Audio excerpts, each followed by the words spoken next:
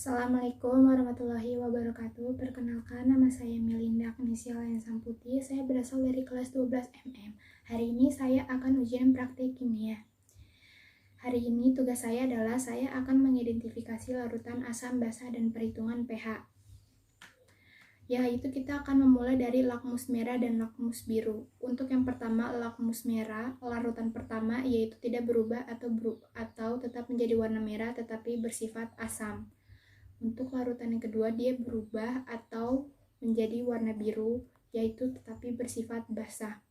Untuk larutan yang ketiga, yaitu dia berubah tetapi menjadi warna merah atau bersifat warna netral.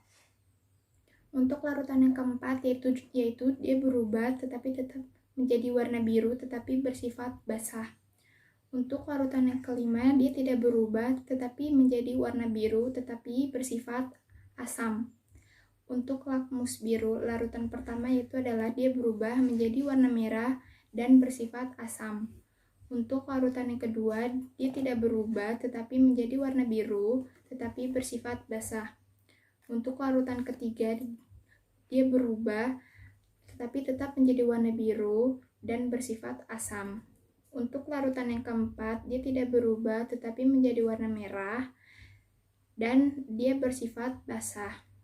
Untuk larutan yang kelima, dia tidak berubah walaupun tetap menjadi warna biru tetapi dia bersifat netral. Untuk sekarang kita akan membahas tentang indikator-indikator. Indikator itu tergolong menjadi 4, yaitu ada indikator alami. Untuk indikator alami yaitu dia mempunyai 2, yaitu pertama indikator alami kunyit dan indikator alami kol ungu. Untuk indikator yang selanjutnya yaitu adalah dia bernama indikator universal dan fenoflatein. Untuk itu kita akan membahas tentang indikator alami atau kunyit. Untuk larutan yang pertama yaitu dia tidak berubah atau bersifat netral. Untuk larutan yang kedua yaitu dia berubah tetapi bersifat asam. Untuk larutan yang ketiga dia tidak berubah tetapi bersifat netral. Untuk larutan yang keempat, dia berubah tetapi bersifat basah. Untuk larutan yang kelima, dia tidak berubah tetapi bersifat netral. Indikator alami selanjutnya adalah indikator alami kol ungu. Larutan 1, yaitu dia berubah menjadi larutan asam. Untuk larutan kedua, dia berubah menjadi larutan asam. Untuk larutan yang ketiga, dia berubah menjadi larutan asam. Untuk larutan yang keempat, dia berubah menjadi larutan basah. Untuk larutan yang kelima, dia berubah menjadi larutan netral, atau bisa dibilang dia tidak bisa berubah. Untuk indikator fenoflatein, untuk larutan yang pertama yaitu adalah dia tidak berubah tetapi menjadi netral. Untuk larutan yang kedua yaitu adalah dia berubah tetapi mempunyai asam yang kuat. Untuk larutan yang ketiga, dia tidak berubah tetapi menjadi netral. Untuk larutan yang keempat itu adalah dia berubah menjadi basah kuat.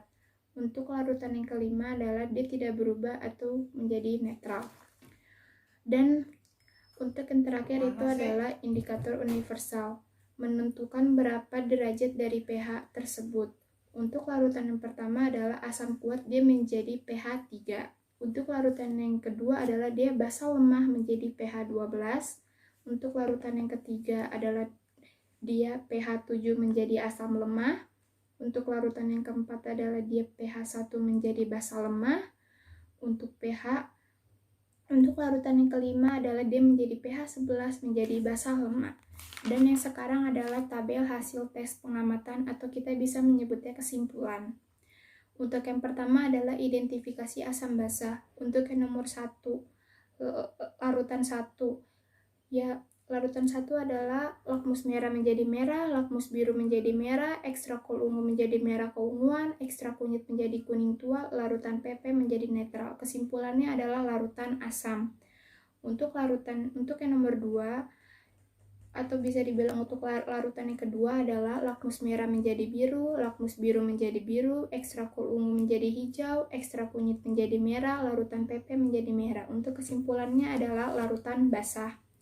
Untuk yang nomor 3, larutan yang ketiga lakmus merah menjadi merah, lakmus biru menjadi biru, ekstrakul ungu menjadi ungu, ekstrak kunyit menjadi kuning, larutan PP menjadi warna netral. Untuk kesimpulannya adalah larutan netral.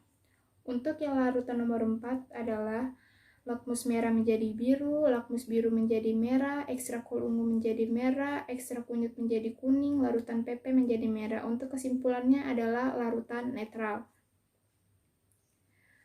Untuk yang nomor 5 adalah larutan 5, lakmus biru menjadi biru, lakmus biru menjadi biru, ekstrakul ungu menjadi hijau, ekstrak kunyit menjadi merah, larutan PP netral. Untuk kesimpulannya adalah larutan basah. Sekarang untuk yang nomor 2 yaitu adalah pengukuran pH.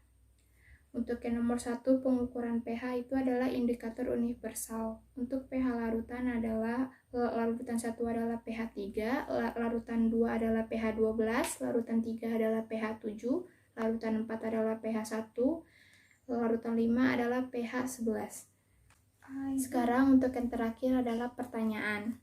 Untuk pertanyaan yang pertama, jelaskan dengan teori asam basah mengapa larutan-larutan tersebut digolongkan ke dalam asam basah atau netral. Untuk yang nomor 1 jawabannya adalah suatu larutan jika dikatakan asam bila memiliki pH 0-6.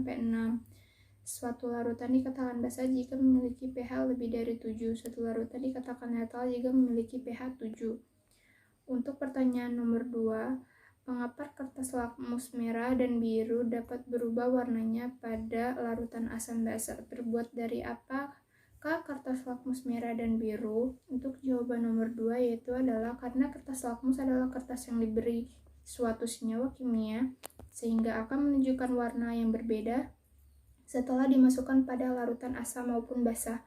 Perubahan warna yang mampu dihasilkan oleh kertas lakmus disebabkan karena adanya orchain atau extra linchness yang berwarna biru di dalam kertas lakmus. Kertas lakmus merah dibuat dengan proses yang sama dengan pembuatan kertas lakmus biru, tetapi ditambah sedikit asam sulfat atau asam klorida agar warnanya menjadi merah.